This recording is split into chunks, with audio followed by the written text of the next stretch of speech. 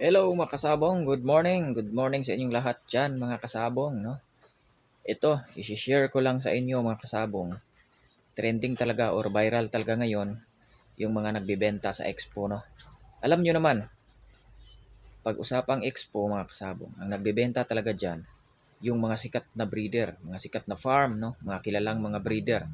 Siyempre, hindi tayo mag-expect mga kasabong na mura yung binibenta dyan. Siyempre, malaki yung presyo ng bawat manok dyan na nakadisplay, mga kasabong, okay? Natatawa lang ako sa mga comment mga kasabong ng mga sabungero. Siyempre, ang nagko-comment dyan, yung mga sabungero. Ewan ko ba mga kasabong, ako, mahirap ako na sabungero mga kasabong, pero iba yung mindset ko sa ibang sabungero. Yung kasing mga sabungerong iba, nagsasabi, bakit ang mahal? Hindi ba yan tinatabla ng tare? Yung iba naman, mas nagsasabi, mas pogi pa yung 1K ko dyan. Yung iba naman, ang pangit ng hitsura, mas maganda pa yung 3K ko. Ganyan mga kasabong. Iba-iba, mga sari-saring komento.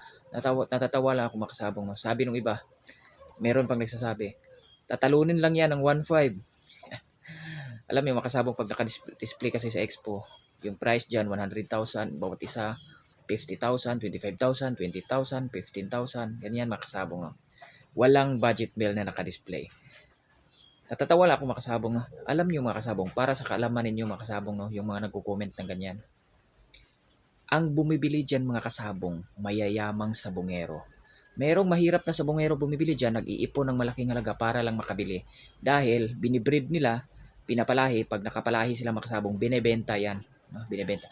Kahit hindi ka naglalaban ngayon mga kasabong, nagbibreed ka lang ng mga materialis na galing sa mga kilalang breeder, makabenta ka pa rin mga kasabong ng marami. Basta legit ka na nagbibreed galing yung materialis mo sa mga sikat na breeder. No? At yung iba makasabong, bumibili dyan gawing panlaban. Bakit sila bumibili ng ganyang mga presyo, makasabong 25,000, 40,000? Dahil makasabong pumaparada sila ng milyon-milyon bawat laban. Sa ibig sabihin natin, mayayamang sabungero yung bumibili dyan. Alangan ba naman, ikaw, ako, kayo, pumaparada lang kayo ng 5K bawat laban tapos bibili ka ng 25,000 bawat isa? Siyempre, doon ka sa budget meal.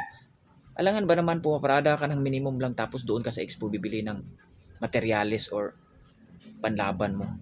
Yung iba pa nagko-comment mga kasabong. Sabi nila, tanga lang yung bumibili dyan. Alam nyo makasabong, hindi tanga ang bumibili dyan.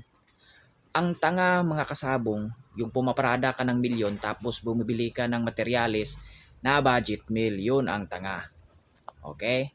Mindset ba?